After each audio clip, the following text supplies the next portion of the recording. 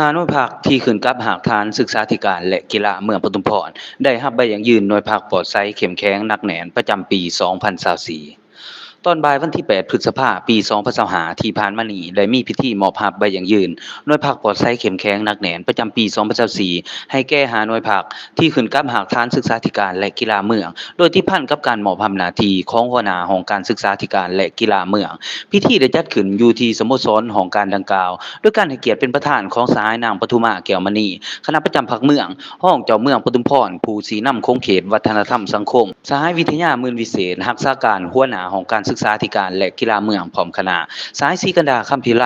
ห้องหัวหน้าคณะจัดตั้งเมืองมีบรรดาหาหน่วยพักที่ขึ้นกับหากฐานตลอดฮอดสมาชิกพรรคทั้งหมดเข้าร่วมอย่างพร้อมเพรียง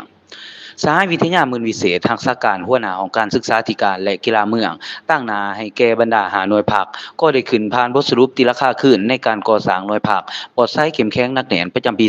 2024โดยได้ยกให้เห็นผลงานที่ผลเด่นในแต่ละล้านเป็นต้นแมนตีราคาการนำพาด้านการเมืองด้านนำพาแนวคิดการจัดตั้งแบบแผนการนำพาและตีราคานำพาปฏิบัติหน้าที่การเมืองพร้อมนั้นยังได้ตีราคาให้เห็นการเคลื่อนไหวจัดตั้งปฏิบัติหน้าที่เวียกงานในระยะที่ผ่านมาซึ่งได้ยกให้เห็นถึงผลสำเร็จมีด้านดีด้านอ่อนของโครงข่างบทเรียนถอดถอนได้และทิศทางแผนการในตอนหน้าและกำหนดขาดหมายสู่ส้นในแต่ละล้านรวมถึงมาตรการในการจัดตั้งปฏิบัติโอกาสนี้สหายศรีกดาคำพิไลห้องหัวหน้าคณะจัดตั้งเมืองก็ได้ขึ้นผ่านมติตกลงของคณะประจำพรรคแขวงว่าด้วยการอนุมัติมอบใบยั่งยืนหน่วยพรรคปลอดไซเข้มแข็งและหนักแน่นประจำปี 2024ให้แก่หาหน่วยพรรคที่ขึ้นกับหากฐานศึกษาธิการและกีฬาเมืองรวมมี 1. หน่วยพรรคบริหารของการศึกษา 2. หน่วยพรรคสามัญศึกษา 3. หน่วยพรรคมส.ปทุมพร 4. หน่วยพรรคประถมหลัก40 5. หน่วยพรรคอนุบาลหลัก40จากนั้นก็เลยมีพิธีมอบรับใบยั่งยืนหน่วยพรรคปลอดไซเข้มแข็งหนักแน่นประจำปี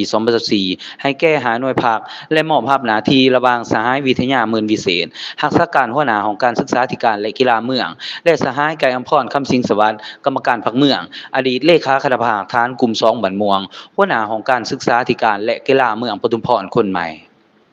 ตอนถ่ายสายนางปทุมาแก้วมณีคณะประจำพรรคเมืองห้องเจ้าเมืองผู้สีนำคงเขตวัฒนธรรมสังคมก็เลยโอล่มสีทิศยังทางให้แก่บรรดาหาหน่วยพรรคเพื่อเป็นบอนอิงในการจัดตั้งปฏิบัติเวียงานในต่อหน้าให้มีผลสำเร็จใหญ่หลวงกว่าเก่า